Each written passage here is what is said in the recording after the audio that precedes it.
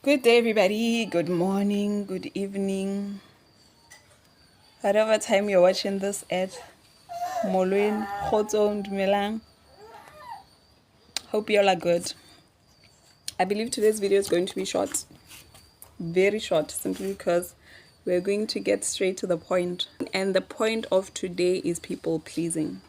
We're going to talk about people pleasing and why it's important for one to not partake in it or do it, why it's important for one to stand for what they believe in and do that which they believe in. Because I've realized that most of the things that we do them simply because we want to please other people. We don't do them because they are taking us somewhere. We don't do them because we believe in them. We don't do them because we are called to do them.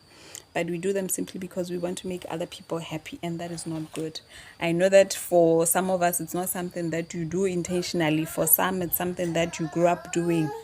And for me personally, it was covered under responsibility. Being a firstborn daughter, I realized that most of the things that I did was simply because it was my responsibility as a firstborn daughter. You had to take care of your siblings and everything that came with being a first daughter. Like, you were basically a deputy parent, or you still are literally a deputy parent, and that means that most of the things that you did was to make your parents happy. Most of the things that you did was to make your siblings happy. And I think we have all reached a point or an age in our lives whereby we just feel like it's about time you do things that please you, things that are going to help you fulfill the purpose that God has called you to do at the end of the day. Because if you get to this point, it means that you have realized your purpose, you have realized the things that God has called you to do, and you have understood that the route that you are on is not going to lead you to where you are supposed to go at the end of the day. So one of the things that I realized that causes us to people please is fear. The fear of what people will say about us, what people will think about us, and how we are basically perceived by the society, which is why I feel like this year is literally a year of deviance, because once you get that out of your mind, the fact that you are worried about what other people think about you, it means that you are on the route to actually doing that which you are called to do, that which you are purposed to do at the end of the day. So if we get rid of this fear, it means that you're going to live your best life. You're going to live your life to the fullest. It means that once you get rid of what people are going to say, how you are going to be perceived by the society, it means that you're going to be the best version of yourself, and you're going to be able to do each and everything that God has called you to do. If there's one thing I realized, is that we call these things upon ourselves, and it's not good, because if you call people pleasing upon you, it means that you do according to how people expect you to do. You fulfill other people's expectations, not even the expectation that God has for you about your life, but you fulfill maybe even your parents' expectation, your society's expectation, your partner's expectations. Which is why I always say it's important even for us as individuals to have our own standards as individuals, because our standards are going to determine even the kind of relationships we keep around us, the kind of life that we end up living at the end of the day. Having standards is one thing that will actually determine each and everything that gets into your life, that gets out of your life, that you get to do, and that which you get not to do. But if you do not have those standards that govern your life personally as an individual, it means that you're going to be swayed whichever way the wind blows. Like, if you don't stand for something, like they always say, you fall for everything. Like, my husband has this saying about how important it is to have standards. I think it has like a deeper meaning. And the example that he once gave for me, it was like one of the best examples, because he was like, if you enter into a relationship without having standards, it's like walking into a relationship without a pair of shoes. When you enter into that relationship, you're going to basically wear the shoes of that person that you are entering into a relationship with, whether it's a platonic or a romantic relationship, but you're going to go by their own standards. You're going to go by everything that they go by. Hence, at the end of the day, you hear people saying you guys even end up looking like each other. So you can imagine the patterns, the behaviors, how much they change due to your association with that person. So if you enter into a relationship without that pair of shoes, it means that you're going to wear somebody else's shoes. And trust me, it means that whatever they go through, you're going to go through. So that's the thing. So if ever you have aligned yourself with somebody and you do not have standards, what I know for sure is that at the end of the day, you're going to live by everything that they live by as well, which is why to basically become one, even in marriage, because you guys are going to contribute to one another in a way that at the end of the day, you are literally going to be one person. You're going to be pushed by one purpose, pushed by each and everything that the both of you believe in. Which is why most people will tell you that once I entered into this relationship, I used to do this, but I no longer do that. I do what my person does. So for me personally, one thing that I know for sure is that with me, it was responsibility towards my family. Like I said, as a firstborn daughter, it was that thing of not being questionable. Like you literally had to take care of your siblings. And at some point, I remember very well that I even started working at grade 11. And that meant that I need to show up for my family in some way or the other. And that meant that me showing up for them, I end up pleasing them even more than I can say that I'm doing for myself. So doing for other people literally became like second nature to me than doing for myself. And that really hurt me personally in a way that I ended up running on empty. Like I couldn't do things for myself. I have always been one person who places other people in front of my own needs, in front of what I need to do. And it's sad because at the end of the day, you will get to realize and learn that what you give out there isn't what you always get back at the end of the day.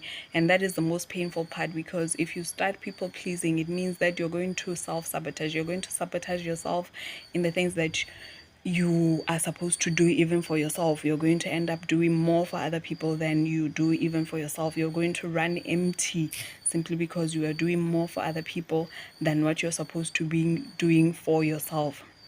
There's one scripture that twisted my mind this past week, which is Luke chapter 10, whereby Jesus Christ goes to Martha and Mary, and Mary decides to sit at his feet. And it made me realize that sometimes it's okay to just sit at Jesus' feet. Sometimes it's okay to just let people go through what they need to go through. You don't have to be there for people all the time. You don't have to sacrifice yourself all the time. There's something that also Sarah once said in one of her sermons, and it was like, stop being the Messiah so that people at the end of the day can meet Jesus Christ for themselves. And that is exactly what I intend to do this year, to actually get out of the way and let people go through what they need to go through at the end of the day. Not to say I'm not going to help people, but what I learned through this scripture of Luke chapter 10 is that once something troubles you and causes you anxiety, it means that it's something that you're not even supposed to be doing at the end of the day. Because if Jesus Christ goes like, this is Luke chapter 10, verse, let's start from 38. Now, as they went on their way, Jesus entered a village, and a woman named Martha welcomed him into her house. And she had a sister called Mary who sat at the Lord's feet and listened to his teachings. But Martha was distracted with much serving. Do you understand that even what you do for other people can actually cause you a distraction? What she was doing was a distraction to what Jesus was doing at that point in time, because the purpose and the intention of Jesus being there was that they could sit at his feet and listen, which is why as it continues it says that, and she went up to him and said, Lord, do you not care that my sister has left me to serve alone? Tell her to come and help me. Which is why I always say that if it's your turn to serve without wanting other people to come and serve with you. If it's your turn to do something, once you feel like you need to do a certain thing with other people, know that you have just gone out of your way to do something that you're not called to do at that point in time. But the Lord answered her, Martha, you are anxious and troubled about many things, but one thing is necessary. Mary has chosen the good portion, which will not be taken away from her. Meaning that if at the end of the day you choose to do that which is good, and this means that the good that you do isn't always the good that is expected of you. It means that you must be able to to discern, to know what is it that I'm supposed to do at this point in time, to know that I'm supposed to sit at Jesus' feet, I'm supposed to serve at this point. So if you overexhaust yourself, if something causes you anxiety and leaves you troubled, it means that you are overdoing whatever it is you're doing. It means that now you are people pleasing, because now you're no longer doing it out of love. If you feel like you even need the help to do the serving that you want to do, it means that it's no longer out of love, but it's to impress, it's to want validation for what you are doing, because you feel like what I'm doing is so important. Why is it that you do not recognize it? So that is what people pleasing actually does. It makes you want the validation of other people to say that, oh, you are doing good. Because as people, I realize that we necessarily just want to be praised. We don't want other people to question us. We don't want other people to say, how dare you. Like, you don't want to stand for that which you believe in, so that at the end of the day you are happy, but you want other people to praise you for that which you are doing, which will not make you happy at the end of the day. And that is not good, because people pleasing literally takes your peace away, which is what I said even in the last video, that if it takes your peace away, know that you are overdoing it. Know that the people pleasing that you are doing is just way too much. And if it causes you anxiety, if it leaves you troubled, as scripture says, know that it is too much and you are overdoing. You are no longer doing it out of love, but you are doing it for love, and that is not good. That means that you are people pleasing. That means you are doing it to get what? People's validation, and that is not good. So I'll leave you with this today, to say that know that you have a choice. Know that you have a right to say no. For some of us, it's something that we never learned. We have always learned to be there for others, to do for others. But for the first time in your life, I give you permission to learn to say no. To learn, even if it's not today that you learn, but to walk away from situations that you feel like these ones are going above everything that I believe in. These ones are putting me in a corner. These ones are sabotaging that which I want to achieve at the end of the day. You have a choice to say no. You have a choice to walk away from such things. So from me to you today, goodbye, lesala handle. But there's also a clip that my husband is going to do about people pleasing, because it's very profound and I feel like it needs to be part of this video today. Bye.